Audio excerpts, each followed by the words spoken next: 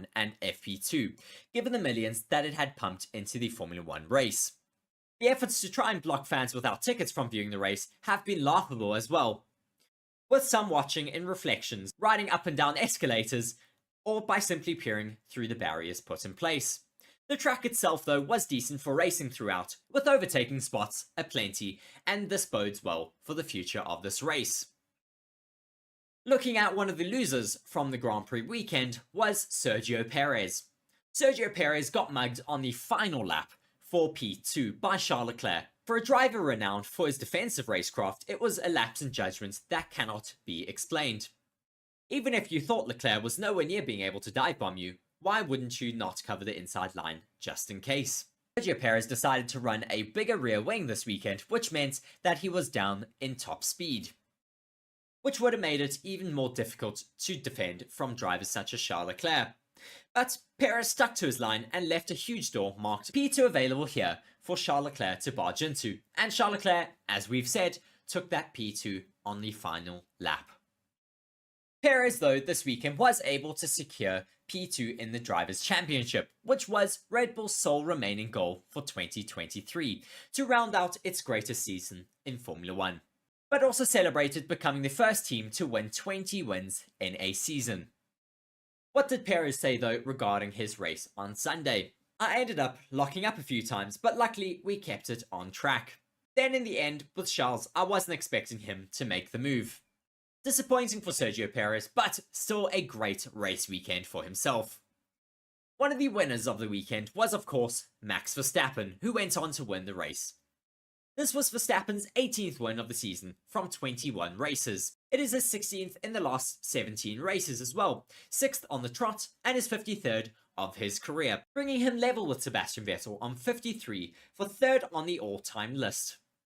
That's 26-year-old Verstappen on 3rd on the all-time wins list, behind only Lewis Hamilton's 103 wins and Michael Schumacher's 91. At this rate, he would pass both of those in the late 2026 season. But he had to work very hard for this race win on Sunday. His move on Charles Leclerc in turn 1 was over the top and saw him get a 5-second time penalty. He should have given the place back immediately, but of course he decided to take that 5-second time penalty in the pit phases. His lap 25 move on George Russell that led to the contact at turn 12 also reeked of impatience, but in the end the stewards decided to give George Russell a penalty for that incident instead. He was clearly going to get past with the DRS, but in the end he made that move happen. It was far from a clean drive, but at the end of the day he got the race win. Verstappen's comments at the end of the race went as such: "I didn't mean to push Charles off track, but I couldn't slow it down, and I just kept sliding wide on all 4 wheels. So that's why we had to go wide. At the time you're also full of adrenaline, and I was not happy with the decision, but looking back at it, it was probably the right call." One of the bigger losers from this weekend was Mercedes. Lewis Hamilton was just plain unlucky to receive a puncture for his minor contact with Oscar Piastri that went on to wreck his entire race. By his latest lap 25, he was 15th on the board and climbed to 7th by the flag. That is a job well done on a weekend that Mercedes had pace but just couldn't unlock it. As for Russell, he confessed to the Verstappen contact being his mistake, as he did not see the Red Bull coming, but a 5-second penalty was relatively harsh. Russell rallied to 4th on the road, but with a charging final stint, he dropped to 8th once his penalty was applied. It means that Mercedes' 20-point lead over Ferrari in the Constructors has been whittled down to 4 heading to the Abu Dhabi Grand Prix. At least that will provide some interesting racing to follow at Yas Marina Circuit. Russell went on to say at the end of the race, "I just totally didn't see him in the blind spot. I wasn't expecting an overtake. I wasn't even really fighting him, because we knew Max wasn't in our race." Another winner from the Las Vegas Grand Prix was Esteban Ocon. Esteban Ocon was dumped in Q1 following a skirmish with Verstappen, but capitalized on the turn 1 chaos during the race and made up 8 places on lap 1 to climb back to respectability and a base from which he could build his race. His move on Pierre Gasly for 5th was a bit sketchy, with the teammates coming within inches of throwing away a bucketful of points, but the move arguably made Ocon's race, as Gasly became something of a cork, allowing Ocon to escape up the road from the Foster, Carlos Sainz, Russell and Hamilton. He was passed for 4th on the final lap by Russell. but took P4 when Russell's penalty was applied. It was a much needed return to a big result for a driver who has somewhat been in the dumps this season. Ocon's reaction to the race were as such. It was a chaotic start and we managed to keep it clean and gain 8 positions on lap 1. After that we had to be patient, execute a clean race, and managing the tyres was really the key. I made some good overtakes along the way to finish 4th at this amazing venue. It's really a great result, especially considering how I was feeling after qualifying. One of the losers was his own teammate though, Pierre Gasly. He started 4th and finished down in P11, having been passed by a charging Piastri late on. It was compounded by a miserable night for the Frenchman, who struggled with graining on the hard tyres and lost the pace that he needed to keep going. Alpine seemed to be able to have a great race with one car, but never both. It's time the team worked to rectify that. Gasly said after the race, "It was a disappointing outcome on my side of the garage to go from 4th on the grid to outside of the points in 11th place. There are many things for us to review, and that is not what we've set out to achieve today." Some of the other losers from the Las Vegas Grand Prix was the likes of McLaren and Lando Norris, who crashed out on, I think it was lap 8 of the race, approaching turn 12. He just went over one of the bumps and was unable to hold the car and was careered into the barriers. This caused one of the first safety cars of the race, and disappointing for Lando Norris, but glad to hear that he was alright after he had been checked out at one of the local hospitals. Disappointing for McLaren in a race that we thought they would have been able to have quite a lot of pace with a car that really enjoys high-speed circuits, but in the end Oscar Piastri was able to take the only points position down in P10. It was certainly a very exciting race on Sunday with so much action happening throughout. It has the second most amount of overtakes for the Formula 1 season this year, behind Zandvoort with, I think it was 83, but it just shows we want to see more races like this where we get a lot of overtaking, but at the same time we need to focus on the racing rather than the show of the sport, where we had that FP1 session that was marred by the drain covers not being thoroughly checked ahead of the running. But at least we did get a great race on Sunday, which provided great spectacles for all of us. Thank you very much for watching the video here on Forever Motorsports. Be sure to let us know down in the comments what you thought of the Las Vegas Grand Prix, and let us know if you thought there were any other winners or losers from that race. Be sure to like the video and subscribe to the channel.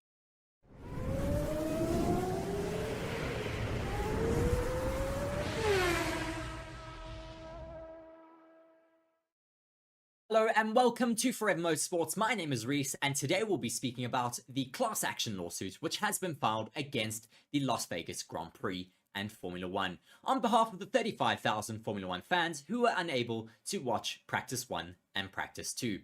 But before we get into that, be sure to like the video and subscribe to the channel so that you can stay up to date with all of the latest Formula 1 news.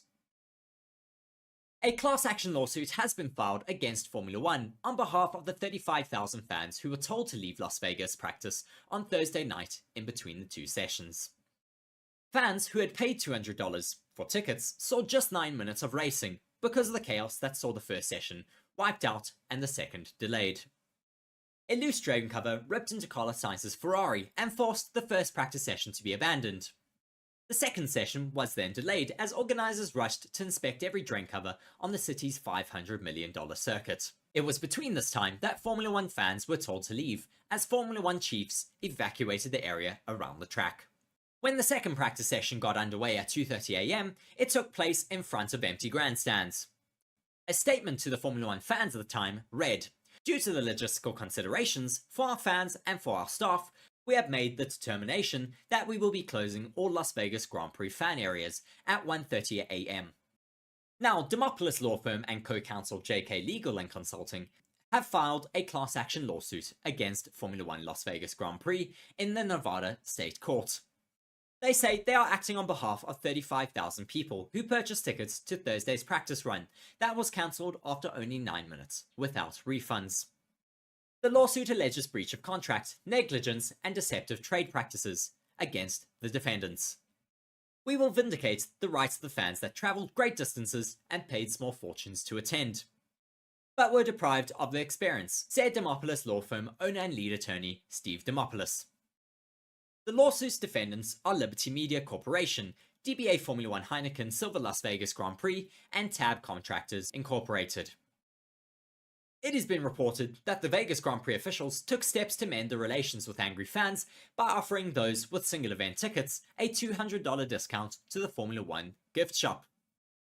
However, the offer doesn't apply to the majority of fans who purchase 3-day passes. Some of the fans were rightfully upset, with one saying it was ridiculous. We waited for 4 hours and they gave us hope. At 2 AM they said we were going to have the race. And then nothing happened. Now they are telling us to leave. So what a night. Another one fumed, saying we came from Los Angeles. We flew only in for today. We spent money on the airplane, tickets for this place, and now nothing. It is certainly very disappointing for the Formula 1 fans who travelled far and paid small fortunes to be here for the Las Vegas Grand Prix. But hopefully now with this class action lawsuit being filed against Formula 1, they will hopefully refund their tickets or come up with some other solution. Be sure to let us know in the comment section what you think of this whole debacle concerning the Las Vegas Grand Prix. And be sure to like the video and subscribe to the channel. I've been Reece on Forever Motorsports.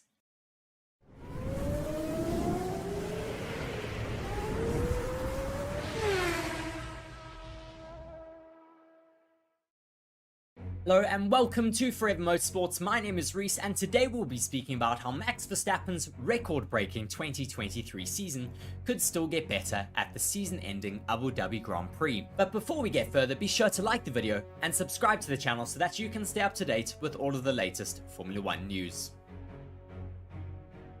Whilst the dominant Dutchman will have his eyes firmly set on the chance of overtaking Sebastian Vettel and having third place to himself on the all-time list of race winners in Formula 1, he may inadvertently set the bar extremely high for another all-time achievement.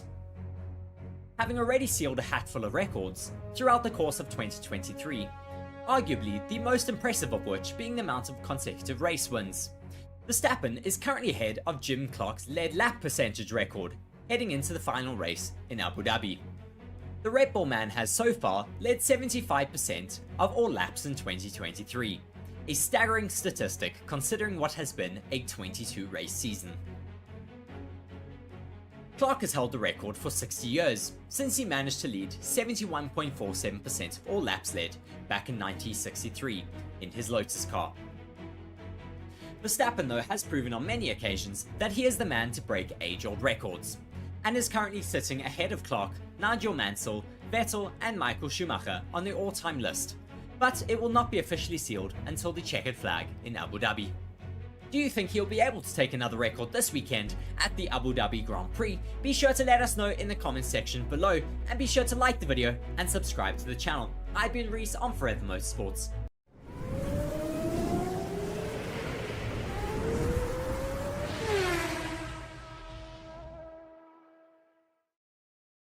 Hello and welcome to Forever Motorsports. My name is Reece and today I'm here with some breaking news as Mick Schumacher has announced that he'll be moving to Alpine and their World Endurance Championship team for 2024. But before we get into that, be sure to like the video and subscribe to the channel so that you can stay up to date with all of the latest Formula 1 news.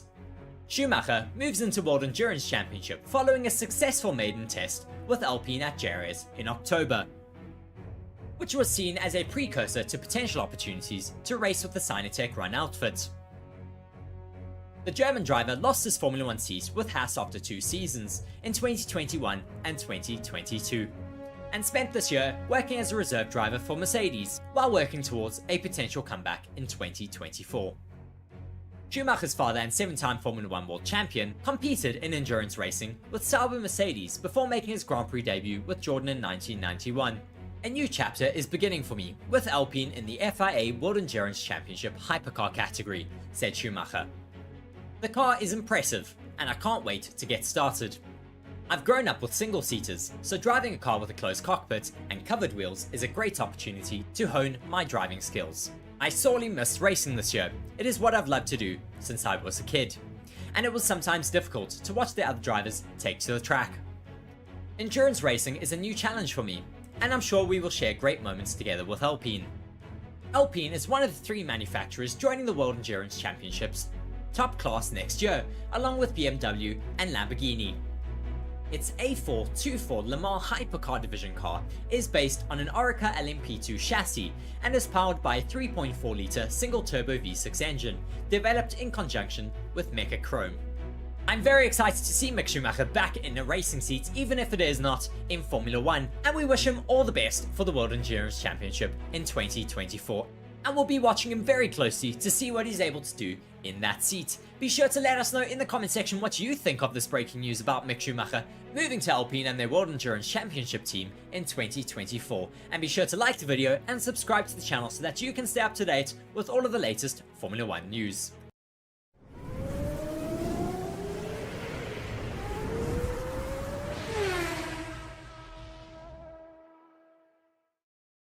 Hello and welcome to Forever Motorsports. My name is Reece and today we'll be speaking about Pierre Gasly's special helmet that he has unveiled ahead of this weekend's Abu Dhabi Grand Prix. But before we get into that, be sure to like the video and subscribe to the channel so that you can stay up to date with all of the latest Formula 1 news.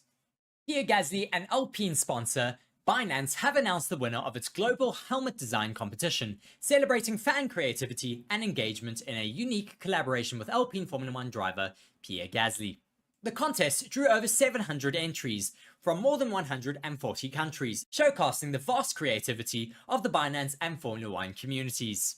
The winning design will be worn by Pierre Gasly at this upcoming Abu Dhabi Grand Prix weekend, as well as its creator will be awarded with a full-sized signed replica. The winner went on to describe their design as such. Inspired by Binance's brand, I made black and yellow the predominant colours.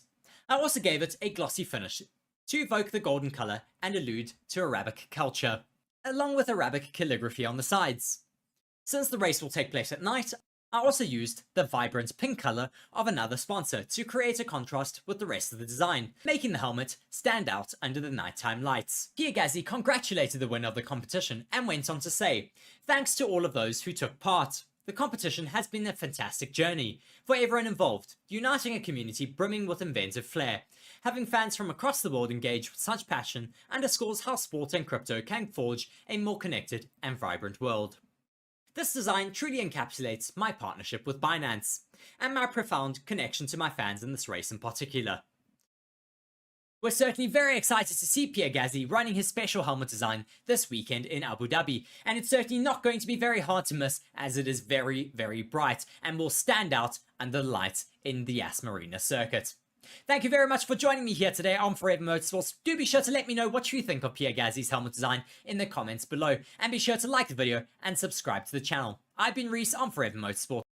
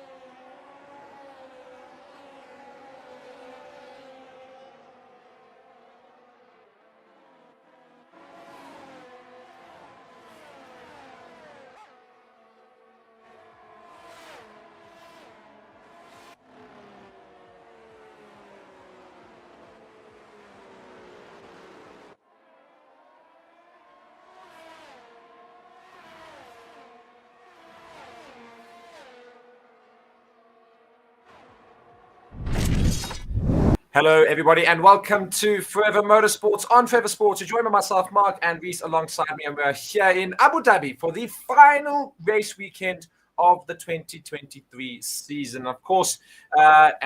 We've got our Constructors Champion, we've got our drivers first and second place all confirmed. Pretty much third place is also pretty much confirmed as well. Yes, but fourth and fifth is still in a little bit of contention between Fernando Alonso and Carlos Sainz, and then fifth is pretty much fifth is Lando Norris. Nonetheless, but what we do want to look forward to this weekend is the big race for what is essentially what we say $10 million, which is between Ferrari and Mercedes for second place in the Constructors' Championship. Whoever gets second place will get an extra $10 million over the next opponents for next season. So it's a big thing to race for this weekend. So all eyes will be on Mercedes and Ferrari to see what they can do in terms of who will finish second in the Constructors' Championship to give them the most possible space for upgrades and development through the season next season in 2024. So that's what we've got to look forward to. But we've got practice one coming up today. We've got lots of reserve drivers being put to use on the circuit. A lot of our big drivers will not be on the circuit. Both Red Bull drivers will not be out there. They've got both their reserve drivers racing in the Red Bulls, so that'll be interesting to see. Not reserve drivers, but they've got rookie drivers this weekend. So 9 out of the 10 teams have decided to put in rookie drivers for this free practice session today. We've got 2 rookies in Red Bull with, I think it's Jack someone and Ishak Hadja. It's not Jack Doohan, it's Jack someone else or Jake. I think it's Jake Dennis. Jake Dennis. I have it shared. We do have the list. Yeah. So we're going to go through the various drivers that are driving today in the FP1. So we've got our rookie drivers. We've got Jake Dennis and Ishak Hadja, of course, Red Bull cars. We've got Frederick Vesti in Mercedes. We have Jack Doohan in the Alpine. Then we also have Teo Porcher in Alfa Romeo. So we've got the list here. I was going to go through it. I'm just trying to remember as well. Yeah, so that's fine. Let's say we've said Frederick Vesti in the Mercedes. We said Jack Doohan in the Alpine. There's Pato O'Ward in the McLaren. He'll be taking the place of Lando Norris. As we have said, we've got Teo Porcher in the Alfa Romeo. We've got Robert Schwartzman back again in the Ferrari. We've got Oliver Behrman in the Haas. We've got Zach O'Sullivan in the Williams, and we've got Felipe Drugovich back in the Aston Martin. I'm looking forward to seeing what Oliver Behrman can do again in this session. He was very impressive out in Mexico when he ran his first running of the season, or first running in Formula One, that is. As I said, he was very impressive and put in the fastest time out of all of the rookies. So I think there's going to be a lot of eyes on him again today. We're busy looking at Robert Schwartzman getting ready to get in that Ferrari. I think he's replacing Carlos Sainz for today's session, if I remember. No, sorry, he's replacing Leclerc. I think it's Leclerc, yeah. So they're very interesting things. Of course, Red Bull opting to have both their rookie drivers in this session, so no main driver. They haven't done any rookie running throughout the season, exactly. So that's why they have to have. Throughout the season, you have to run a rookie twice, and they haven't run any so far, so they have to do both seasons. Yeah, so I suppose they wait till the very last minute and they say, you know what, we've now confirmed the championship, we've confirmed first and second place, we don't need that data, it's not too important, so now we can put the rookies there, and it doesn't matter what happens there if they crash out or anything, so they don't have to risk their season. I suppose it's clever, but at the same time does mean that those rookies only get to go in this session. So we've got to say a total of 3, 6, 9, 10 drivers, so 10 of the drivers out on the circuit today in FP1 will be abnormal names, I suppose. Yes, and who is that? Bolin asking if Hamilton will drive in FP2. Yes, he will. He's not driving in FP1 because he's being replaced by Frederick Vesti, but he will be out in FP2. Yeah, so guys, be sure to hit like on the video right now, please. We can try and get as close to 50 likes quickly as possible. That'd be fantastic from all of you. So please smash like right now, and also subscribe to the channel if you guys are new, and subscribe to our other channel, Forever Motorsports, for dedicated motorsports content, which Reece brings you throughout the entire week, as well as podcasts and other things that we do all the time. We, of course, are moving in our subscriber basis in the Forever Motorsports place there, but we are aiming to get to 3,000 by the start of next season. So please, let's go and subscribe to the channel as quickly as possible. And let us know in the comments as well what you guys think is going to happen this weekend. What has been your highlight of the season? I think is also going to be something else we want to ask. Of course, we can pretty much wrap up the season during the session today as we watch what's happening out in the circuit, but also just chat generally about things that have happened throughout the year. And I think, you know, there's lots to talk about with regards to late development from McLaren, how dominant the Red Bulls have been, Mercedes having no idea what they want to do with their car, essentially. I mean, all these sort of things happen this season. You forget how long the season's been. It's the 23rd race weekend. Of course, we had one cancelled. 22nd race weekend. Yeah, we had one cancelled, but what would have been the 23rd race weekend? Yes, and it's been a very long season. I think the drivers are ready to go home and chill for a little bit and really relax. Of course, a lot of them are going to go straight back home and start training for the next season. But yeah, it's nice for them to be able to now go home and get a little bit of time off, because it's been a very long season. And it's been one of the longest seasons in Formula One, of course, matching last year. But next year, they're still wanting to make it 23, and they're speaking about 24. Well, you know what? I don't care. These guys get paid enough. They should be fine. You know, none of this go home and rest rubbish. No. They must be put to work all the time for the amount of money that they're earning. No, I'm of course joking a little bit. But yeah, very much looking forward to see what has happened in 2024 as well, as a result of what's happened in this season. I think we will see drastic improvements from the likes of the McLaren drivers there and the McLaren team when they start next season. I think they'll be much higher up in contention for the season itself. I think Mercedes, of course, has to surely improve quite dramatically. Ferrari as well, seemingly finally finding their footing in the season, only right at the end of it, which is poor from them. Even though they've stopped development, they actually somehow managed to do half decently towards the latter half of the season. And next season, and I just really want to have multiple constructors challenging it out for the start of the season. I don't mind if one starts to pull away a little bit in the middle of the season, but have different race winners for the first, half of the season. Let's try and have 4 or 5 different race winners. That'd be fantastic to see. Yes, and I think it is certainly possible for next year. Of course, off the back of this season, people have been getting closer to each other in the final couple of races. We've seen Max Verstappen being challenged by the likes of the Ferraris in Las Vegas.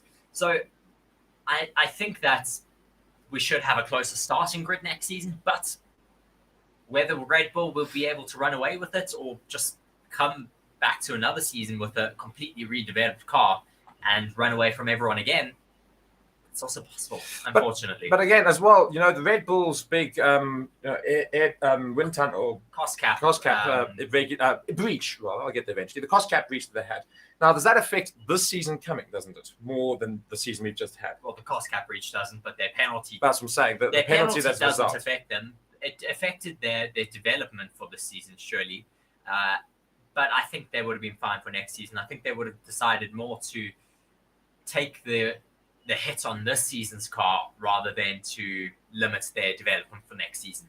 Yeah, I mean, it's the thing is that, of course, the development they'd wanted for this season already had been done last season. Then the cost cap regulations and they had a fast enough car already to exactly. Dominate. So I wonder if next season they're not going to have as much an improvement as we probably saw this season. So I do think all of the other constructors will get a lot closer to the Red Bulls, which is what I think a lot of people would like to see. So it might help, it might not help.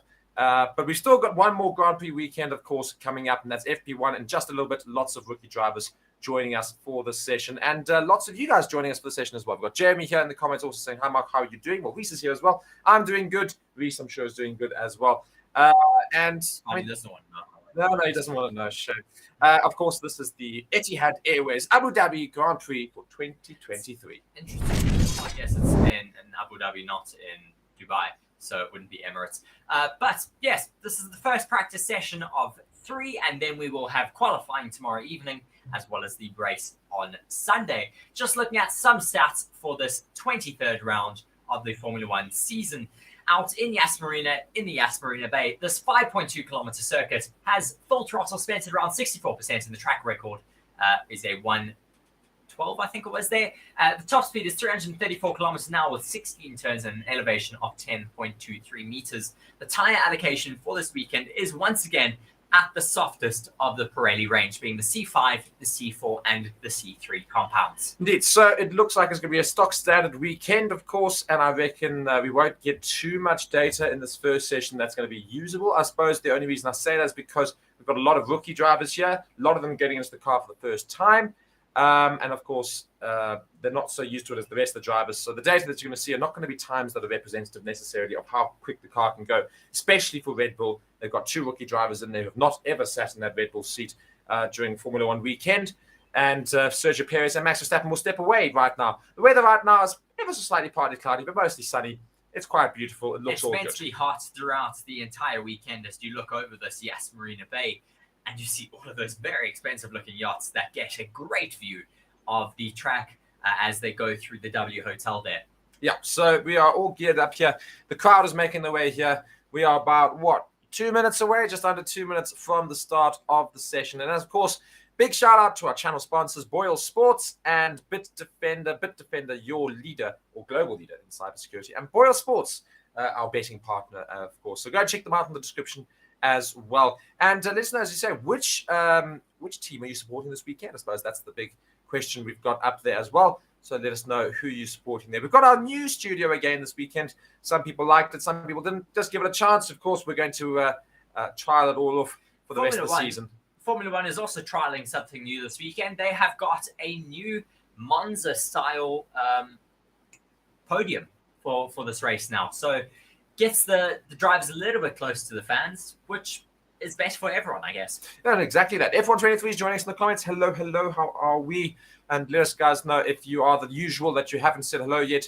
Be sure to come and say hello. Dave Percy and Old Man Bruce said so earlier. I'm not sure if they're still here, so they can let us know if they are still watching and if, where you guys are also tuning in from, of course, around the world. We usually get people from all over. Lots of Australians, some Indians, some British, some Americans, some Dutch. We've got lots of countries all around the world. A lot of South Africans as well. So you see Charles Leclerc's wheel being used, of course, by Oliver Behrman, who is Robert coming in. Schwartzman. Robert Schwartzman. What did I say? Oliver Behrman's Sorry, hat. I was about to say a complete. You know when you suddenly just have a name in your head and it's the complete wrong one. Yeah, that's what happened. Yeah, Teo Pushia, of course. Giving a little Also, cheeky wink to the camera there, sitting in the Alfa Romeo for this weekend.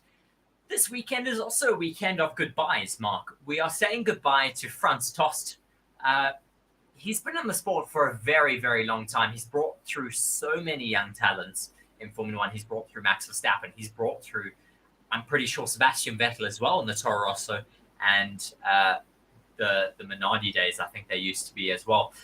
But he is now stepping away from Formula One as you see some very lucky people standing on top of the Ferrari amusement park there. That must be an amazing view of the Formula One cars. We're seeing all of them now lined up at the end of the pit lane. Speaking of goodbyes, though, as well, we're also saying goodbye to Alfa Romeo this weekend. yes, Alfa Romeo is gone. That's very, very upsetting. But they might come back as a sponsor for Haas, is what we're hearing. Also, there's Alfa Romeo or Alfa Tauri? Alfa Romeo. Yes. Alfa Alfa Tauri is is also being being changed. Yeah. They possibly are changing their name to Racing Bulls. Yes. Which is Well, very it's seeming more likely That's than part not of a that it will be rebrand happening. for Alfa Tauri. They have actually trademarked the name already, so it is seeming very, very likely that Racing Bulls will be the name for that team. A lot of people are saying they should go back to Minardi, which used to be their original name, as we're seeing Max Verstappen, very, very weirdly, not in racing overalls on a Saturday. No, indeed. He's in shorts and a t-shirt, and he's watching He the normally drivers likes take his his car jeans, out. but it's a bit too hot for jeans, so he's got jean shorts. Yeah, I mean, it's exactly what I find interesting here is the They've changed of the course, number. they've changed the Yes. number there. For, Red Bull do. Yeah, so I take my hat off to Red Bull. They've made the effort of changing the It's number just for their stickers, reserve drivers. so it's relatively easy for them. Yeah, most of the other constructors have not done it. So, I mean, at least they've tried to make it their own car for these rookie drivers for today's session. So at least they're trying to get them as used to the Formula One race weekend as possible. We've got lots of people joining us back in the comments again. Great to see you. Percy saying, still watching from Germany as always. Lindiwe, hello, everybody, and welcome to you. F123 saying, Ollie Berman is my favorite F2 driver. Well, he is quite the driver himself, so I'm keen to see what he can do in this session.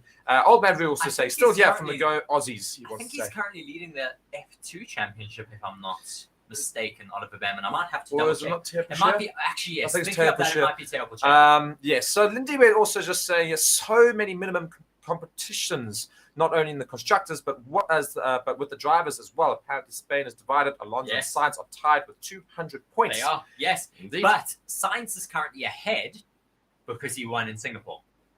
So if you have a race win under your name, that means you do go ahead if you're tied. There's a good point. So, can Alonso beat Carlos Sainz this weekend? It will make it very interesting, of course. We're expecting the Ferraris to be pretty competitive around the circuits because they like high-speed circuits and medium-speed corners.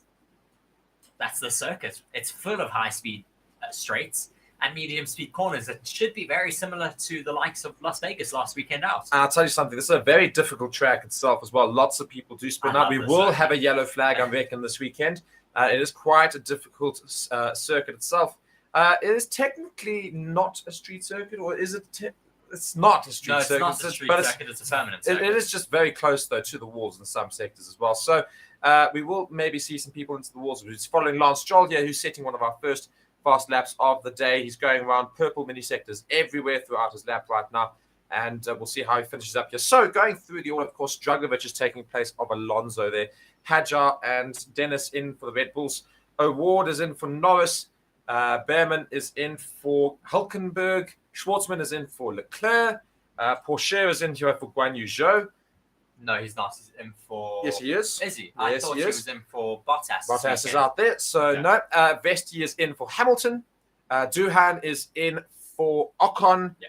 And I think that's it. It's just AlphaTauri that No, it's Williams as well. Williams it's Logan Sargent and Zach O'Sullivan in there. Yeah, Zach O'Sullivan taking the place of Albon. 13th already. Well, I don't think he's putting the time I think yet. it's because, when he got out there.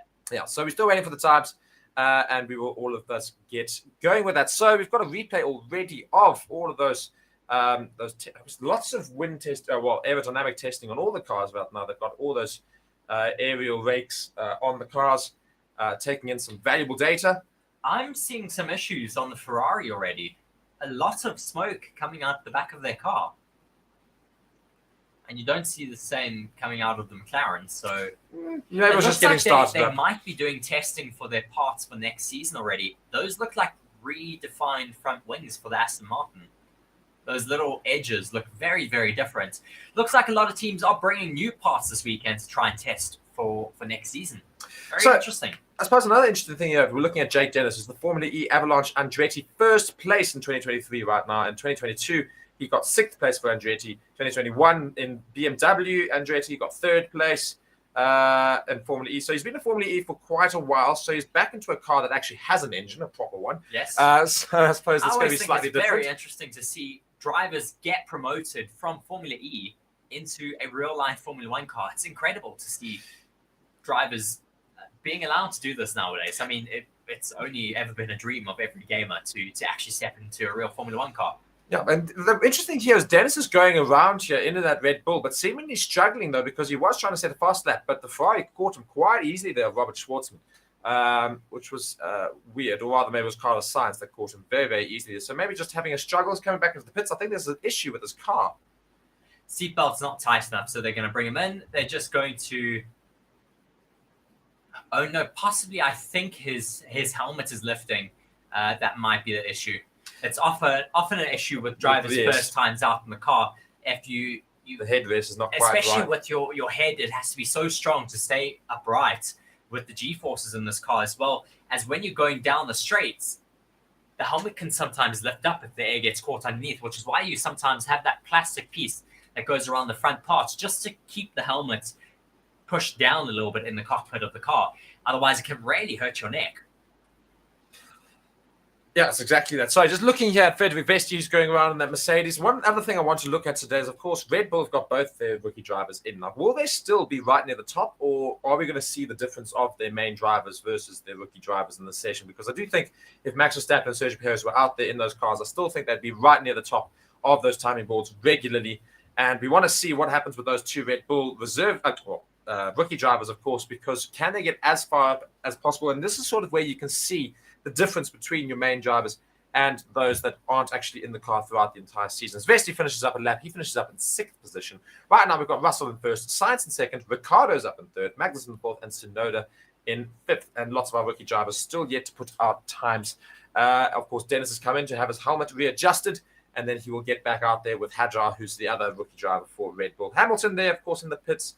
He's opposite Mick Schumacher. He's also sitting at the same table with Toto Wolff. Mick Schumacher's in the news this week, of course. He's moved to Alpine for endurance racing. Yes, he is joining Alpine in their World Endurance Championship Le Mans Hypercar Division car. So very exciting for him. And as you said there in the comment section during one of the videos, if he does well in World Endurance Championship, it could get him noticed for a Formula One seat.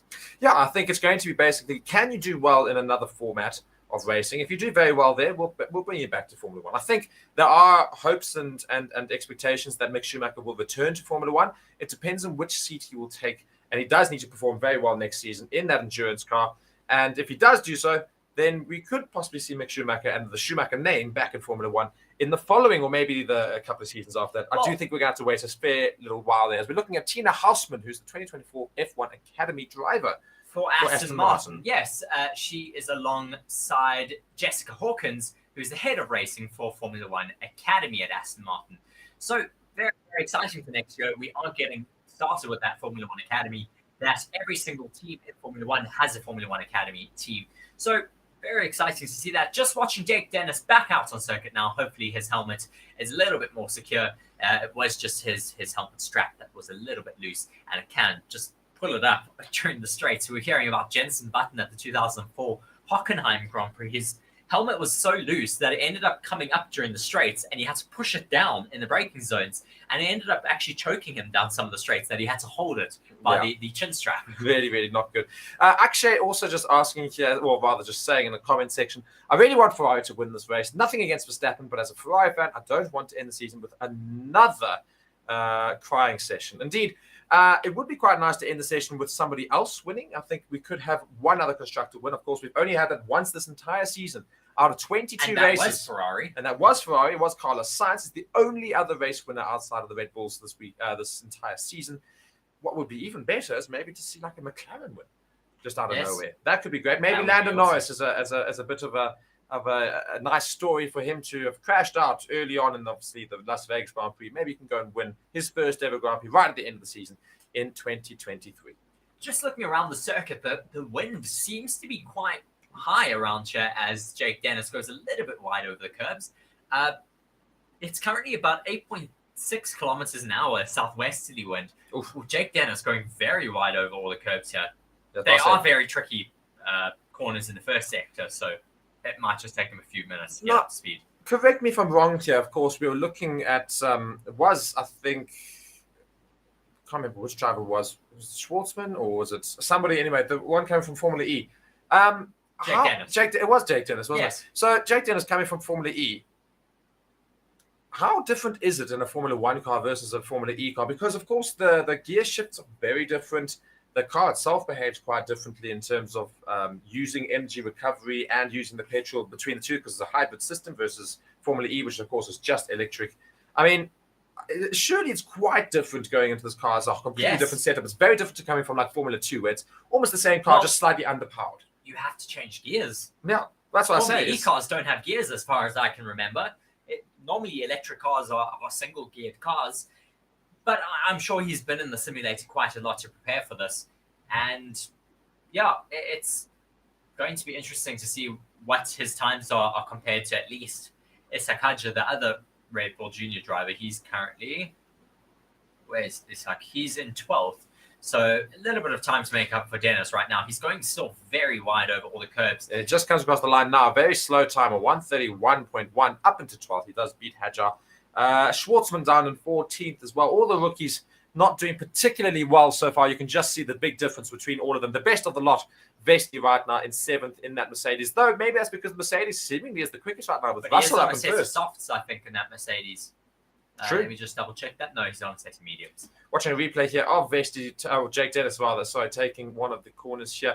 Looking at that Red Bull car, it is of course the constructors champion. It does look beautiful on the circuit here, as it has throughout the entire season, looking very, very calm and very, very good car. Patricio Award, of course, from Mexico, another Mexican driver here, has been racing an IndyCar this year. He's currently in 4th place for Arab McLaren.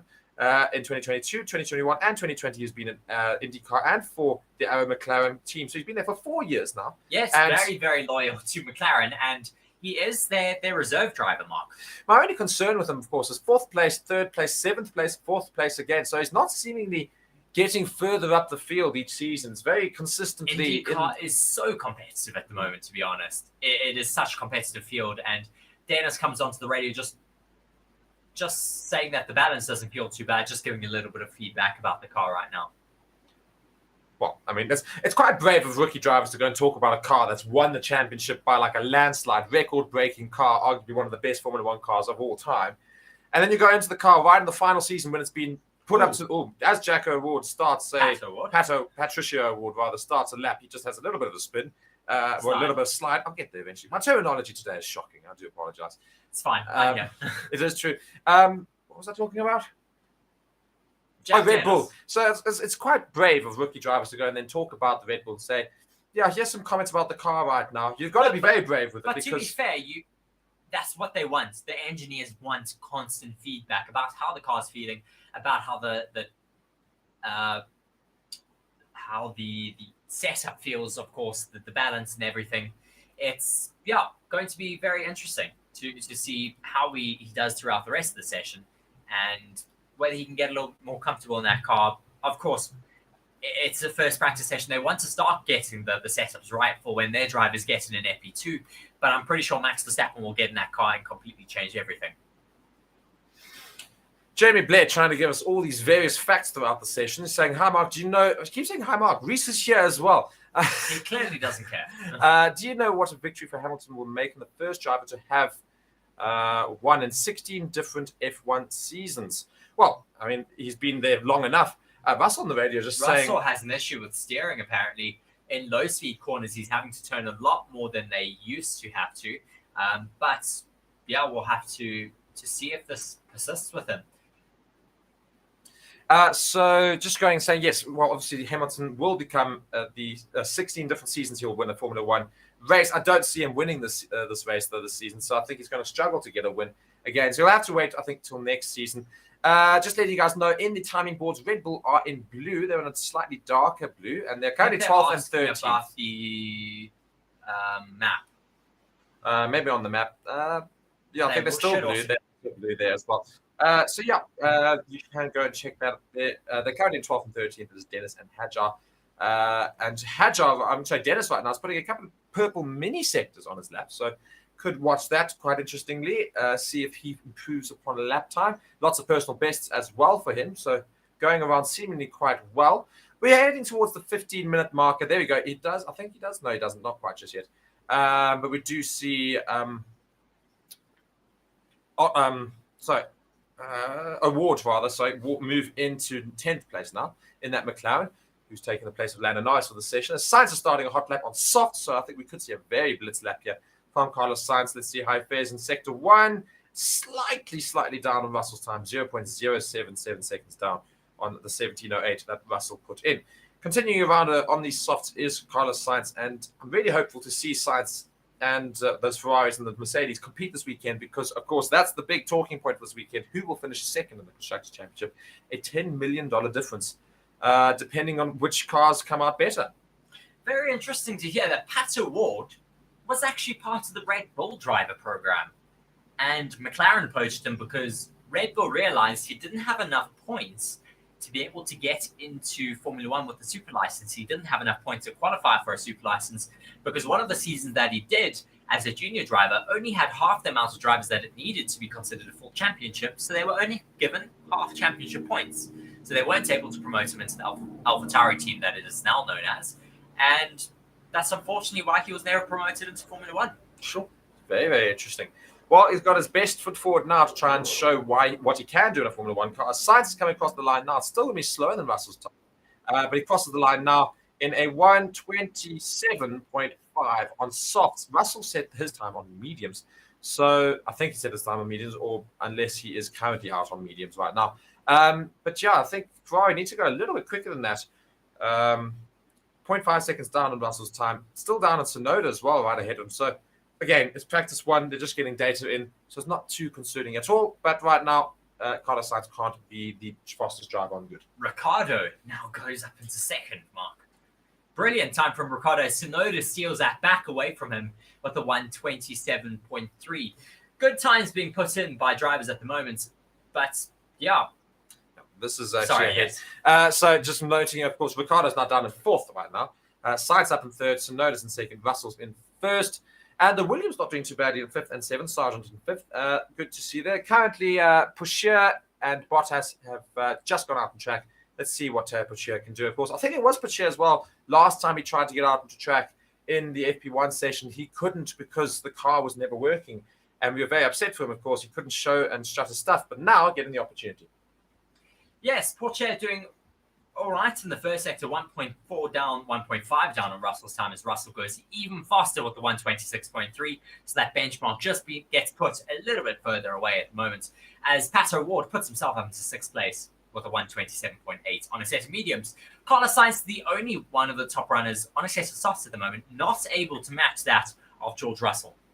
No, not at all. As I say, Carlos Sainz very, very far down on George Russell's time, as I did allude to earlier. And Porsche going round on a set of hards. Let's see what a sector 2 time is compared to Russell. I think he will be about a 57. It's going to be quite slow.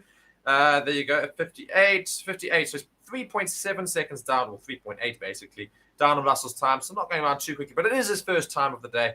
He'll go around a few times before getting used to the car as well. And also getting a lot of valuable data for the engineers back in the pits. Gasly moves into 7th, 1.58 seconds behind Russell's time. Jake Dennis moves himself up into 10th, 2.3 seconds down on Russell's time. Now, top of the two Red Bull drivers, but you'd expect them to be able to get that car a little bit higher, even if they are rookies. Yeah. It is the most competitive car of the season. And Oscar Piastri is now currently on an out lap. I think he's not put in a proper time just yet. He's not put his proper time in yet. So he's now going out into the track. He's, of course, right at the bottom without a time. Dragovic has not put a time, and he's still in the pits right now. Watching a replay of Jake Dennis in that Red Bull car. Does it take a curb a little bit too hard, or maybe just having a look? See, a little bit of a twitch mid-corner there. No, it seems, you just need to be careful on the exit of that corner. It's quite bumpy in certain sectors of the circuit. Interesting because they've resurfaced quite a few sectors, and the circuit had a complete resurfacing of specific corners as well that they simplified from the old circuit layout in 2020 and then redid it for 2021. Getting very all sorts here is Jack Doohan. Getting quite wide. Yeah, no, it's not Jack Doohan. It's in the Williams car. That was it? No, it's an Alpine. Sorry, it was an Alpine. It was Doohan indeed. Getting very all sorts as he started up his lap there, and we see lots of the high vis paint on Piastri's car. They're mainly on the right hand side, which is interesting to see the aerodynamics and where the airflow is moving on his car. As he starts his lap, he's 0.35 seconds down on Russell, so not too far away on his first proper lap of the day. Is Oscar Piastri. I'm keen to see what the McLarens can do. O'Ward is up in 6th, which is very good to see from McLaren, from a rookie driver. He is, I believe, the highest ranked. He is indeed the highest placed rookie driver right now in the session, as we're hitting 20 minutes, of course. So let's see what McLaren can do this weekend, because maybe they can sort of spoil the party for Ferrari and Mercedes and take away so many points that it means next to nothing for their big challenge this weekend for 2nd place. Yes, I think that they'll certainly want to spoil that party a little bit, but we'll have to wait and see what pace they have. Oscar Piastri, 1.3 seconds off of Russell right now. I don't know where that puts him in contention with Pato Ward just yet. But he might be, it's his first lap, it might still be really high fuel loads. Yeah, as I say, I think it might be high fuel loads. Also, this is his very first lap. They might just getting some other data, and they need to adjust the car as necessary. Russell's back in the pits. Tsunoda's on an out lap. Sainz is back in the pits. So, I mean, we're going to see lots of different strategies throughout FP1. And again, FP1 is probably one of the worst sessions to understand the pace of the cars. A snap of oversteer as he comes through there. Puts himself up into 10th, 128.4. Not matching Pato Ward just yet, but as we said, might be high fuel loads. And also, again, FP1 means very little in terms of understanding times, because it's very much just getting used to the car and setting it up properly. Watching the F1 Constructors Championship, the total amount of points between Aston Martin and McLaren. Aston Martin off to a flyer, McLaren shocking start, and then McLaren comes right back, of course, right near the end of the season, halfway through the season, suddenly finding their massive development from Silverstone onwards, essentially. Hungary was a big race weekend for them, and that's when they started motoring forward with points. And they have now overtaken Aston Martin, but only just. There's currently 11 points between the two teams. Can Aston Martin beat McLaren this weekend as well to see if they can come out on top in that little championship struggle there? But I think McLaren have probably got a little bit too much pace. And also 11 points is quite a lot if you're not finishing in the top 5 for either team. Yes, it's the teams fighting for millions this weekend, because it is the final weekend of the Formula 1 season. And it's really where it all counts if you want to get those extra few $1 million in the Constructors' Championship, which I mean, from second to third place, we said it earlier today, but it's $10 million between those two finishing positions. As Felipe Dragovic comes around and finishes up his lap, he puts himself now up into 10th place, demoting Piastri to 11th. As Yuki Tsunoda and Daniel Ricciardo are still tussling for second and third. Tsunoda now puts himself up into second. That's what I was saying. They're both on the medium tyres. Good to see the Alpha tyres finding some pace this weekend. Last weekend was shocking for them in Las Vegas. So good to see Alpha Tyre finding seemingly some pace in FP1. Again, we'll have to see if it continues through FP2, FP3 and qualifying itself. As we see Alex Albon there in the pits for Williams. He's, of course, sitting out this session right now. He's sitting in the back there, gives a little smile to the cameras. And he's behind his car, just having a look, making sure that nothing's going wrong with it. And of course, I suppose it's something interesting for those main drivers in each team when they go and see these rookie drivers get into their cars and go around. It's sort of a little feeling of angst, I suppose, sitting going, please don't crash it, please don't crash it. And of course, they put valuable data in for their race weekend. And you're hoping that they're going to give the right information, because otherwise they could set it up ever so slightly wrong. And you come into your own session in FP2 and go, no, we need to change things. I don't like what he's done with the thing. So it's an interesting dynamic that you always have when these rookie drivers come into your seat. Well, of course, you're always going to hope that they don't put it into the wall. And that's a very big risk that you do take when putting a rookie into a seat.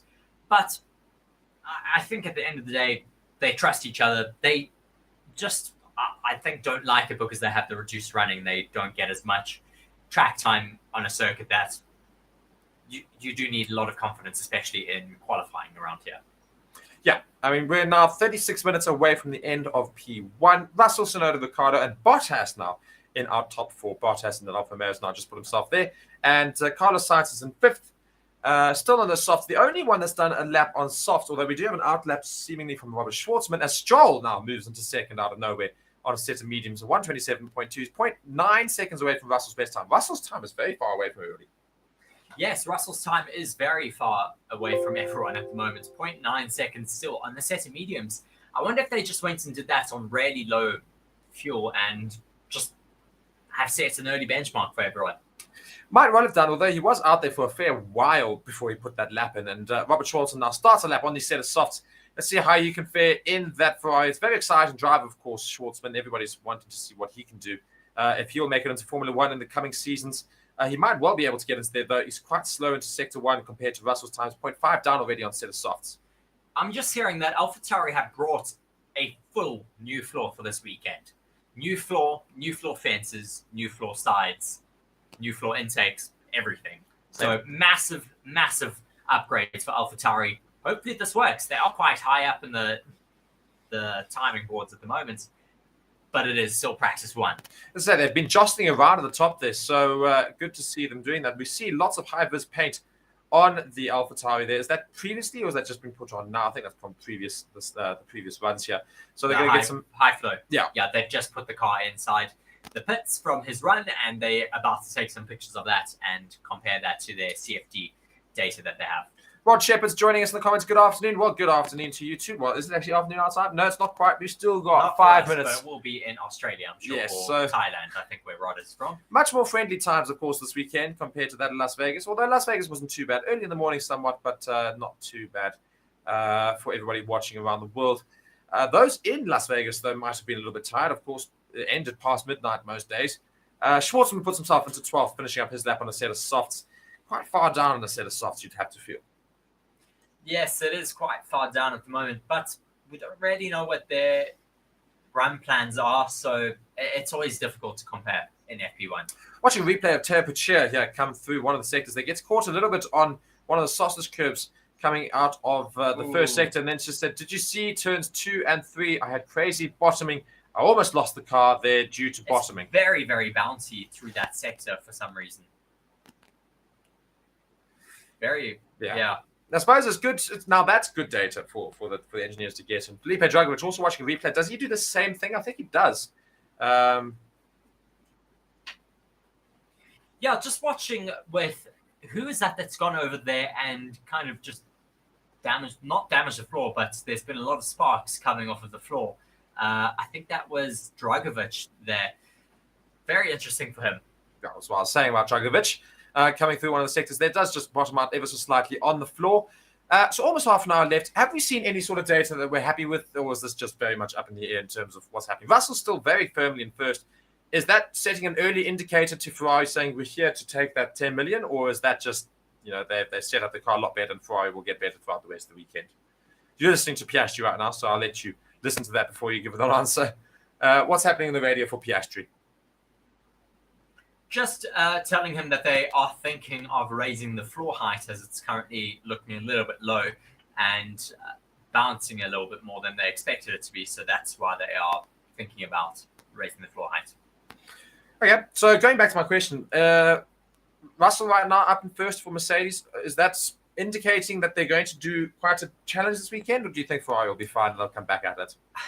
I think Ferrari will be fine. It's still early in the first session. People are still getting the setups correct. Ferrari and Mercedes often go on different strategies, as we see Zach O'Sullivan having a big lockup there. I don't know. It's still very early to try and call. Well, Zach O'Sullivan, as you alluded to right now, is on a set of softs in his Williams. He's down 14th. He's now putting in a lap time. I said it's not going to be very good because he had a massive lockup. Yeah, and he's lost a second now into Sector 2. So let's see what he does in Sector 3. He's only a second down right now. If he keeps that up, he could be putting himself up into 5th, which will be the highest placed rookie for the day. So if he can do half decent in the final sector in a set of softs, he could do himself quite a lot of favors in terms of getting his name a little bit higher up the boards. Of course, it won't matter too much by the end of the session when everybody else comes out in a set of softs at some point. But right now, could try and light up the boards a little bit. Here he comes across the line. Let's see what he does. And... yeah, 10th. Still so slower than his teammate Logan Sargent, who's up in 9th. Mediums. So we've got all of our main runners. You can just see the difference between our rookie drivers versus our main drivers for the season. All the way down into 9th, we've got our main drivers. Jack Doohan just watching a replay of, oh my word, massive instant. They could have had a big accident there. Did very well to avoid it. Somebody was coming into the pits or maybe starting a hot lap or as Jack Doohan was ending it. I'm just waiting to see a replay of this. That is Logan Sargent on the racing line into the final corner. Logan Sargent should be reprimanded. That could have been huge. And also, Logan Sargent tries to get out the way the wrong way, goes straight back into the inside, which is where Jack Doohan dives off to avoid him. So it could have been a big accident there. Very good driving, actually, from the rookie to avoid him. Very poor from Logan Sargent, just sitting on the racing line, going at almost a stopped pace. Very poor. Oliver Behrman, the driver that a lot of people are looking to this weekend to see what he's going to be able to do. The Ferrari Driver Academy driver, he's down in 19th place at the moment, 2.5 seconds off of that lap time set by George Russell. Russell's back out on circuit now, and he's on a set of softs, Mark. Indeed, so let's see what Russell can do on the set of softs. Sargent has gone into second place. We're talking about him getting in the way of Jack Doohan there. But on a set of softs, he's gone 0.69 seconds slower. Piastri now moves into third on a set of mediums. Good to see the McLaren finding a little bit more pace now. Hadjar on the radio saying a few things. Reece will listen into that right now. The AlphaTauri is still sitting pretty in 5th and 6th. Going to the comment chat from Lindiwe, AlphaTauri can thank France for the new direction before he leaves. I heard this F1 podcast interview. He fired the engineers earlier in the year, hired new guys after Bahrain testing. Well, I mean, it's taken a while to get there. The last race weekend, we might see a little bit of improvement from AlphaTauri. Last weekend, though, they were rather shoddy. Yeah, but they are still getting to grips with their new setups and new upgrades. So it should take a little bit of time. And if Lindiwe says they've taken new engineers as well, it takes a little bit of time for everyone to settle down. But Bahrain testing, I mean, that was literally the beginning of the season. It takes a very long time to settle down engineers and to get everyone really working collaboratively on a single project. It takes a lot of time. That's why you get Red Bull being so competitive. Their engineers have been there for a good 10 years. Yeah, it's true. Jake Dennis here just catches quite a bit of that curb there, really bottoming out quite badly. Lots of sparks. Lots of sparks being drawn up. Green sparks, which is interesting. Do you think there's some high-vis paint maybe on the floor and they're going to have a look at that in the pits afterwards? That's from the titanium mixed with the smoke from the wood plank. As the stewards are noting an incident involving Sargent and Doohan and saying that they will investigate it after the session. Russell now puts in the fastest lap as well. And Vesti now comes across the line as well, puts himself into 4th position. Russell, brilliant, 126.0. Vesti 1 second slower than that as well. So good from the Mercedes, came out on those soft tires, put in quite quick laps. It wasn't that much quicker from Russell than his medium tire run. It was about 0.3 seconds quicker. So I mean, good improvement, but not massive. As Behrman now moves himself into 11th in the Haas as well. Looking at the grid, the highest ranked rookie is indeed, Vesti, obviously, in the Mercedes, up in 4th. So done very well in the Mercedes. Mercedes has got the most pace right now in the session, you'd have to feel. Well, let's see what some other drivers can do on a new set of softs. We've got quite a few drivers now coming out onto the softs, but that lap time from Russell is very, very competitive with the 126.081. Yeah, so Russell's time is the one to beat right now. Sargent's on an out lap again. Sargent's on the radio as well, actually. So we'll hear what they're chatting about there. The Alpha Tauri is still sitting pretty in 6th and 7th. Looking though at the Ferraris, Sainz and 10th. Logan Sargent saying Doohan was too late. I'm sorry, you were on the racing line there, going like 10 kilometers an hour. You can't. You were slowing down to start your own lap. You can't loiter on the racing line into the penultimate corner. Yeah, exactly. And also, you have to wonder, though, with your engineers, whether or not they're told anything. They're supposed to inform you. That's just ridiculous. It was a bit of a ridiculous situation there. Sargent and O'Sullivan, 2nd and 13th in those Williams. So Sargent at least has put in a decent lap, but I think he's going to be investigated after the session. Watching a replay here of, I think, that same instant, again, just watching it. Oh, my word. Sure. It could have been a huge instant. Well done by Jack Doohan to avoid him. He almost turned into it. He's lucky that there was no one going into the pits there, because I think that Sargent definitely needs to be given a penalty for that. I mean, Sargent really does come back onto the racing line there. I mean, he is just loitering, and then he goes past him, and then he waves. So he's apologizing, but then he goes and says basically on the radio it wasn't his fault. But he goes past, waves, and says basically my bad. So he recognized it was his fault immediately, and then later on goes, oh, something I'm actually going to say it wasn't quite my fault. So will be interesting to see what the FIA will say about that after the session. I really hope they'll give him a penalty, because if that was an accident, that would have been massive. Yeah, would have been a huge accident, lots of damage. Both those cars would have been basically totaled. Sargent now setting a new fast lap for himself, though, speaking of. 0.002 down on Russell, literally almost exactly the same on a set of softs in that Williams car. The Mercedes engine's cars right in the top 5. Yes, they seem to be doing quite well here in Yas Marina. It's right at sea level, so they don't really have to work very hard like they were struggling at the high altitude circuits. But yeah, I wonder if they're going to be able to really compete with the rest. That's maybe why the McLaren is also doing very well, as are the Aston Martins of Stroll. So I say the top 5 are all Mercedes-powered cars. So very, very good to see the Mercedes engine performing quite well. Dragovic moves now into 8th, who's also a Mercedes-powered Aston Martin. His teammate Lance Stroll's up in 5th. Logan Sargent has got slightly worse than Russell again in Sector 2. I think he should better his time, but it won't be quicker than Russell's time. Piastri on a set of medium is still sitting quite well in 3rd in his car there. So good to see McLaren there with pace. But don't forget, Russell did also have a time, it's only 0.3 slower than his current time on a set of mediums as well. Sargent now comes across the line. Where does he finish, Reece? Still 2nd. Yeah, a little bit faster. I think it's only just quicker than his previous time. Actually, I thought he'd be a lot quicker. No. He lost a lot of time in that last sector. But his previous time was on those sets of softs as well. So nothing too incredible right now. Still 0.9 off of George Russell's lap time. But we'll have to wait and see what they're able to do throughout the rest of the session. Watching a replay from Zach O'Sullivan coming to the last one. Big snap of oversteer. Very, very lucky to hold on to it. If he didn't hold on to that, that would have been a big crash as well into the wall. Sure. It's a big, big slide as well. Does very well to recover and come across the line, of course, before finishing up. Well, that was finishing up his lap, I think, or was it starting? Gasly now going around very, very quickly in his Alpine. He's down to 14th. Pato Ward puts himself up into 5th now on a set of softs. As Tsunoda puts himself in 2nd behind George Russell, 0.7 behind him now. Gasly having a big snap of understeer now in turn 13. He's coming up towards the final few corners of this lap. Where can he put himself? Purple middle sector. Let's see what he can do through this final sector now. Comes through the final corner. Looks neat and tidy. No oversteer, as the other drivers have seen, and he takes 2nd place. I think he would have beaten Russell's time if he hadn't had this couple of small understeer moments. So. I think maybe it would have been about 0.2 seconds that he would have made up. So 0.4 maybe behind Russell without those issues. He was up in Sector 1 and in Sector 2 to Russell's time. In Sector 3, where he made those few messes up, so that's when he lost 0.7 seconds to Russell. So could have been very close. Unfortunately, not forward. Still up in 2nd, though, for Alpine. Tsunoda as well, just before Gasly crossed the line, then moved himself back into what was 2nd, now 3rd. 0.7 seconds down on Russell's time. Russell now, though, starting a new fast lap. Yes, and just watching his times, he's already up on his first sector by 0.026 already. Just flying, and he's getting a slipstream for good measure down the back straight. Yeah, so getting that slipstream is also certainly going to help Russell from that Ferrari. I think it's Behrman's Ferrari. I think it might be Sainz. Behrman is in a Haas. You keep saying Behrman. Schwartzman is what I meant. Schwartzman.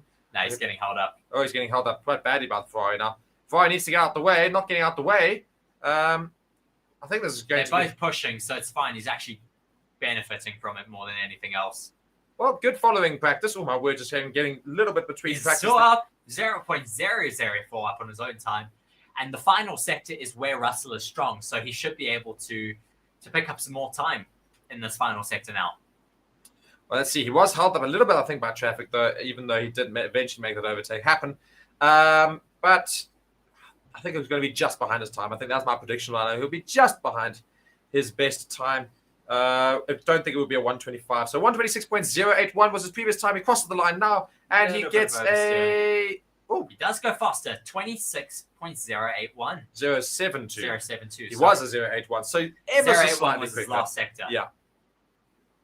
Yes, so very quick lap from Russell still, but not into the 125s. I think we will see 124s and 123s this weekend. So still quite a lot of time to make up as we're looking here in the Mercedes pit wall, analyzing all that data, of course, as well.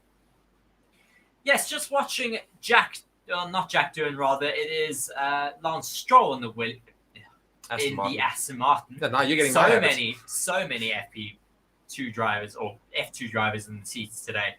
So very confusing. But just watching with Lance Stroll in his Aston Martin, I think he's ramping up for another push lap on this set of mediums.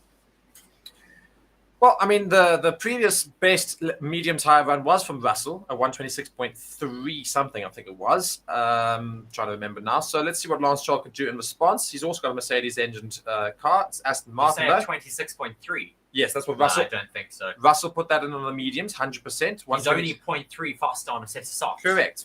This is what I was saying. So there's quite a lot of time to be made up on those softs that I think we're missing out on right now. So Russell's medium tire run was very quick, and hopefully we'll see some people get a little bit closer to that, because the current best medium tire lap after that is Piastri, who's down at 6th. He's about a whole second down on the 126, so it would be 0.7 seconds down on Russell's medium tire lap. Quite interesting. Stroll now, of course, completing his lap. He's quite far down on Russell's best time right now. Let's see what he does in Sector 2. Yes, just watching still with Stroll. I don't know why we're being shown the back of his car rather than the front. But continuing to watch him down the second DRS straight now, coming through the very tricky turn 9. Very difficult to get correct, but once you do get that double apex right, you can really make up a lot of time or lose a lot of time in that sector. Coming through the final sector now, he is still quite a bit down on Russell's time, as Logan Sargent sets the fastest first sector now. Brilliant From Logan Sargent there, setting a final sector. What did you say? Fastest first sector. There you go. Okay. Oh, my word. Stroll messes up at the end of his lap. Loses it. My word, that could have been an interesting one. Lance Stroll had a big slide coming into the final corner, and that could have been big problems for the Aston Martin, but luckily not quite.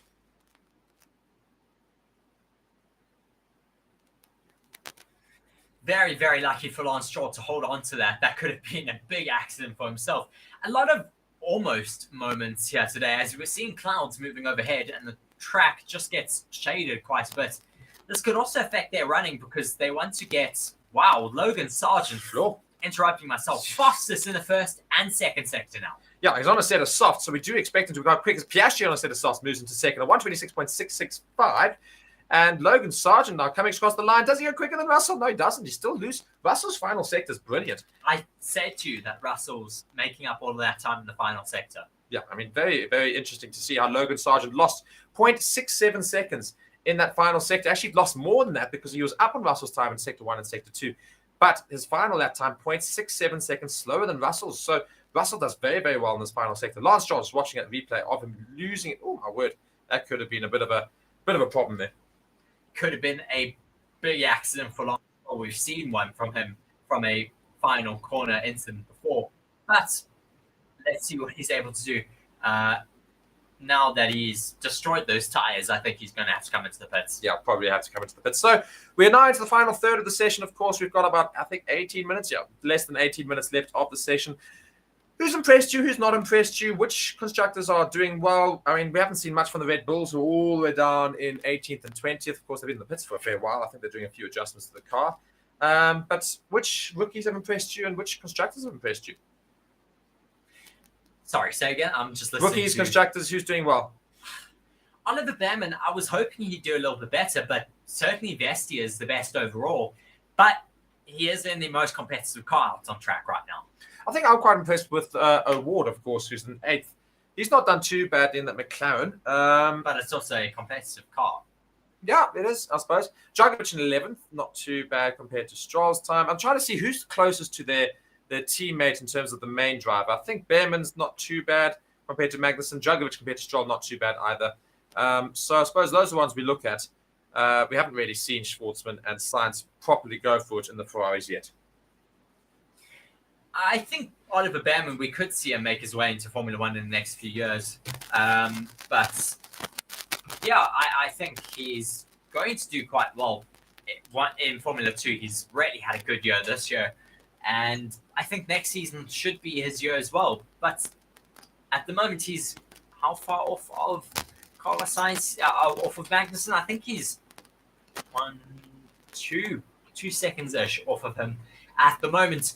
Just looking at Robert Schwartzman sitting in that Ferrari garage right now in Charles Leclerc's car, having a little bit of a look at his floor. Wonder if he just went over the curbs a little bit too aggressively there. But yeah, we'll have to wait and see what he's able to do throughout the remainder of the session. If you're just joining with us, thank you very much for joining us on the channel. As Percy says, I'm so happy to see Patrick Bessie doing well today. He didn't do so well in the practice session, if I remember correctly, in Mexico. He was one of the less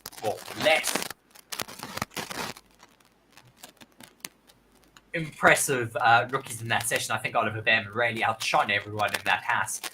But they were quite competitive in Mexico compared to the rest of the grid. Just looking at some other drivers now.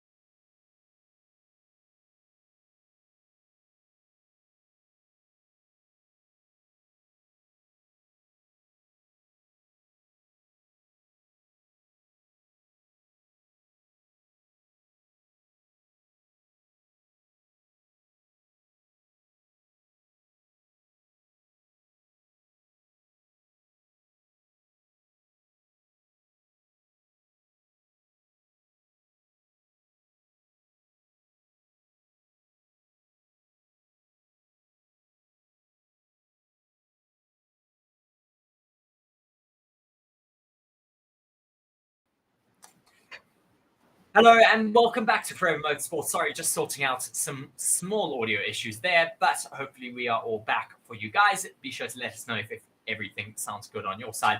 Just watching a replay of Pato Ward coming through turn 16. I think he has another snap of oversteer he does through that corner. Very, very interesting that a lot of drivers are having those issues here today, as Zach O'Sullivan does the exact same thing again. I'll say that final corner is certainly proving a bit of an issue for a lot of drivers. Lance Stroll's also been one of them, of course. We're just looking at replays of all the drivers who've had issues with that final corner. Now, is that a precursor to what we could expect in qualifying? Maybe some other practice sessions, of course. We could maybe see that from other drivers. Lots of drivers, of course, coming a little unstuck. A lot of oversteer coming into that final corner. Of course, you come into it with a lot of pace, and you go straight onto the curbs, which means you could lose it. McLaren, however, have renewed their power unit agreement with Mercedes until 2030. That is very interesting to know because they were supposedly in talks again with Honda, but that is now certainly going to be moving towards the likes of Aston Martin, who have also been in talks with Honda to become their power unit supplier in Formula 1. Well, I think that could be very interesting to see because Honda right now, of course, involved a lot with Red Bull, but they're moving away from them. We know how good Honda have been. If Honda choose a different team, of course, like the likes of Aston Martin, what could that mean for them? That could be huge. Yes, it certainly could be. I think Fernando Alonso might be getting some flashbacks of his McLaren days with Honda, but they've proven to be a lot better and a lot more reliable than they were in the past. Yeah, Oscar Piastri now finishes up his lap for himself. Not too brilliant for him. Almost 7 seconds down on Russell's best time. So he's still not moving in that second place right now. Bottas, however, does. He moves into second with a 126.45. Really not too bad there for Valtteri Bottas. Yes, very, very good for himself in that Alfa Romeo car in the final weekend that we will see an Alfa Romeo taking part in Formula 1 because they are moving away with their title sponsorship because it is a Sauber team and Audi are becoming the title sponsor from next season. So is it Audi? Will it be Audi racing next season? I think it's still Sauber Audi maybe, but they start taking over the team from next year onwards. So we'll start to see some rapid development, I'm sure, as well in that team because Audi will not get involved and have a poor car on display. No offense to Alfa Romeo, but it's not exactly been the most competitive car in its years in Formula 1. So Audi not getting involved, I think we could see a drastic improvement. Oh, my word, is Hadjar really all out of sorts. In the final corner, he puts himself, though, behind Jake Dennis. 1.172, though, behind George Russell's time. And Duran now moves into 8th in the Alpine. Good for him. His teammate Gaz is up in 4th, though.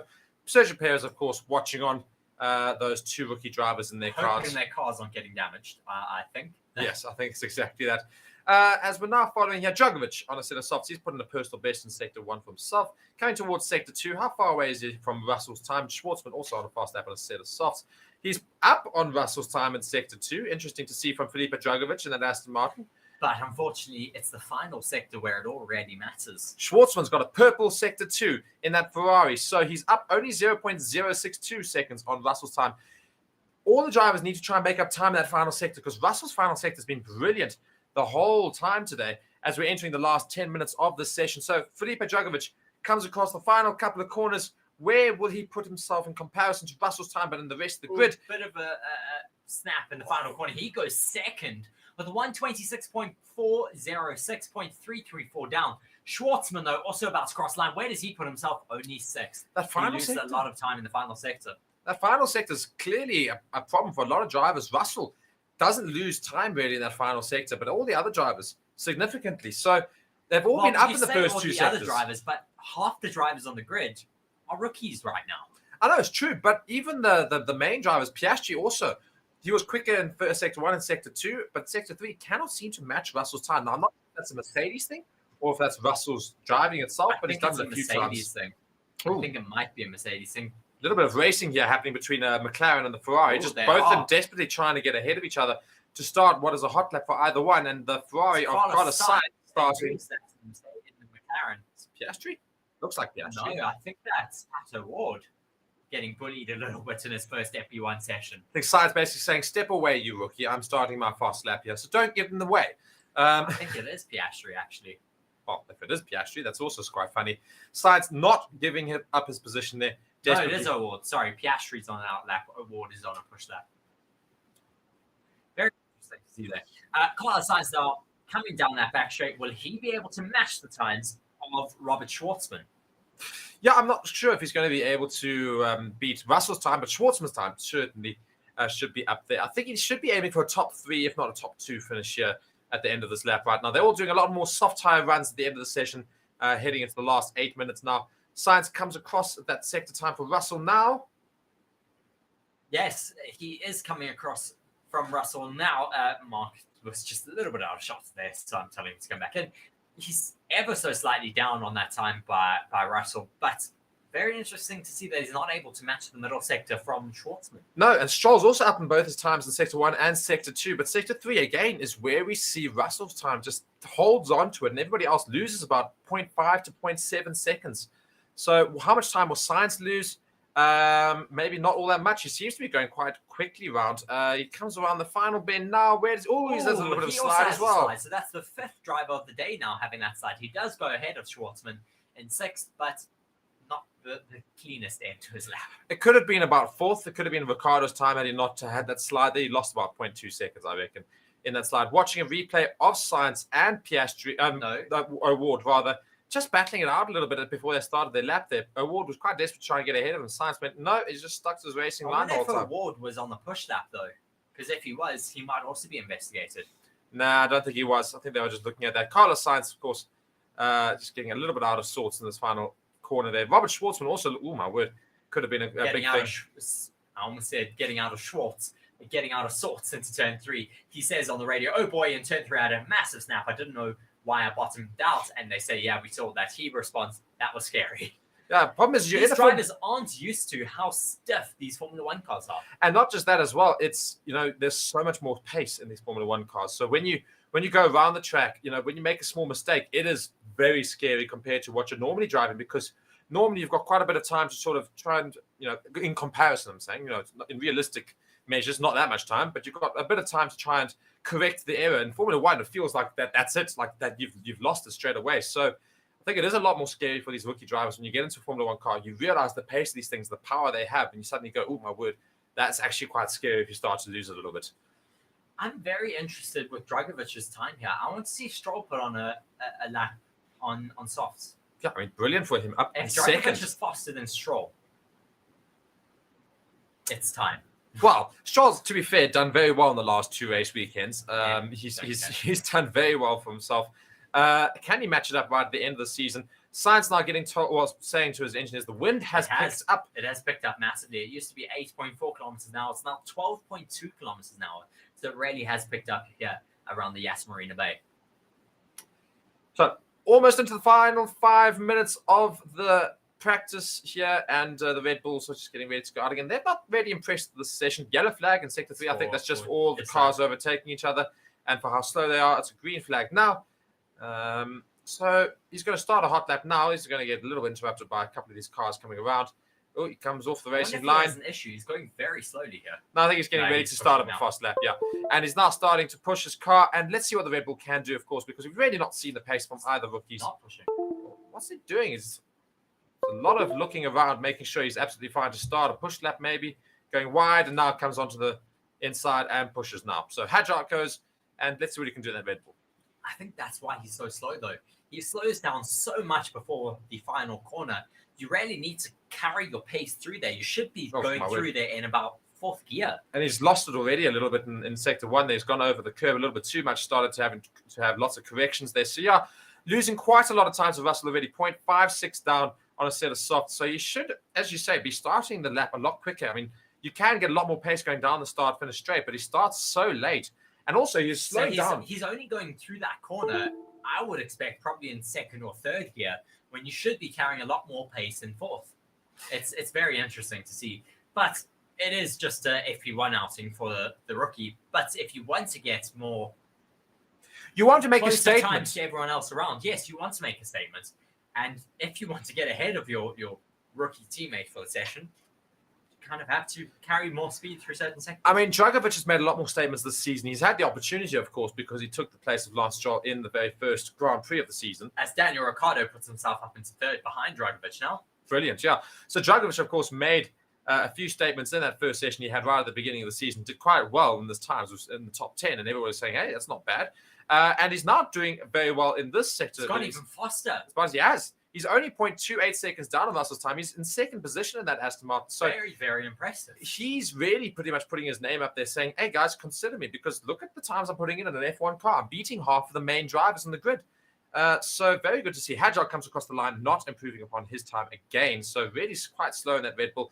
I think they're not very happy right now with their rookie drivers, if I'm actually honest. Race control has noted an incident involving Stroll and Vesti is noted for driving erratically. Watching a replay now of George Russell as well, as he comes towards the end of one of the sectors here. Just on the radio saying that Ferrari is going so slow in the middle of the straight, that's dangerous. Oh, please, shut up, George. You have so much space. Reece has a lot of joy for George Russell. But George Russell, as you say. Well, he loves to complain. He does. And he complains about really pointless, stupid things that make no real difference at all. Going down a main straight, the Ferrari is somewhat to the left, but ever so slightly in the middle, really does not affect your race at all. As George Russell now ramps up, I believe, to start a hot lap. And let's see how he fares. Right at the end of the session, we've got 2 minutes, just over 2 minutes remaining. Russell on a set of mediums. Let's see how quick his medium tire runners. I think they should be relatively fast in these mediums. I would expect them now to be doing a low fuel medium run, maybe to see what they could do during qualifying. Looks very quick, to be fair. It does look very quick. Although he's very far down already on his time. They might be old, to be fair. Might very well be. They look like news. Yeah, they look like scrubs. So old tires, but just getting some more data in the final 2 minutes of the session. So Russell now following him on in the final 2 minutes here. Who else is on the track? Everybody's out on the track except for Daniel Ricciardo, who's in the pits already. So he's had an early end to his session. He said, I've had enough. They've done very well, AlphaTauri, this session, I think. Ricciardo's up in third, did very well. Bottas also, once again, doing quite well in that Alfa Romeo. Hopefully a precursor for his weekend again. He did quite well in Las Vegas in the race, though. Didn't work out for him all that he wanted. But he did quite well in the rest of it. Schwartzman and Sainz at least back into the top 10 and 6th and 7th. Piastri's in 5th. Hoping these Ferraris can improve on the times right before the end of the session. Because right now, it looks like Russell is just leading the way. Russell really does look like he has completely just controlled the session throughout. And I don't really think anyone else is going to be able to compete. I don't see on our timing boards any purple or even green sectors anymore. Well, the only one I'm seeing that from is Dennis down in 15th. Yellows mixed with greens. Yeah. I think he will improve upon his time, but I'm not sure he's going to go ahead of anybody. He's quite far down on the rest of the drivers. So we'll see what his time gets put in as Russell comes across at 131.4, so very, very much slower on a set of mediums. Must be old mediums. They do look a little bit older. And yeah, so pretty much ends off his session. We look at Mick Schumacher again, of course, we alluded to earlier in the session. He's got a new contract for Alpine in the Endurance Championships for next season.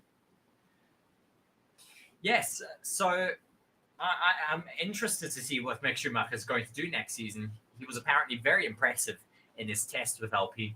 As Stroll gets a little bit out of sorts there, he is on a set of softs. What is he going to be able to do compared to Dragovic? This is very important. Yeah, I was about to say, this is going to be very interesting to see what Lance Stroll can do. He's going to come across the line. Will he go quicker than his teammate Dragovic? No, he will not. Replace him. A 126.6 for Stroll right at the end there into 5th place. Get Dragovic in that seat. Dragovic, our second quickest driver of FP1. I am very, very impressed with Felipe Dragovic here today. Watching a replay from Oscar Piastri, that Ferrari was on the racing line there, unfortunately. As Piastri says, classic Carlos, just sitting in the middle of the road. Nothing's changed, I see. Just being asked by his engineers, do you think that was dangerous? He says, I mean, yeah, he made no effort to get out of the way. So, I mean, I don't think it was that dangerous. He was on the racing line. Yeah, Piastri had to go quite wide there. But you are also, I mean, you complained about Russell and then complaining, and now Piastri's complaining about a very similar scenario. There was lots of space to get around him. On the racing line, yes, but is it that important, the racing line? Yes, it is. Well, we'll see. I don't think that'll be investigated. Nothing will really happen from that. Wasn't that dangerous, just a little bit slack from Carlos Sainz. As we do finish FP1, of course. So, and our top very three, impressive. Very, very impressive. George Russell, Felipe Dragovic, Daniel Ricciardo.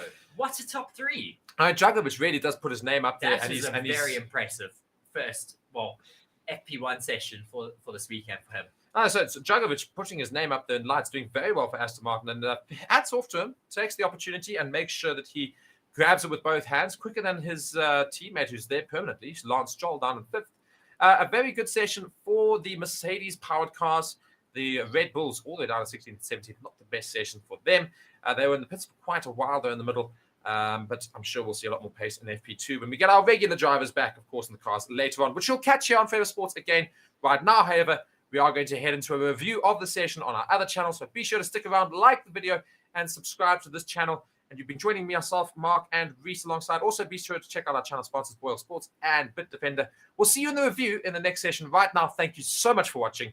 Cheerio.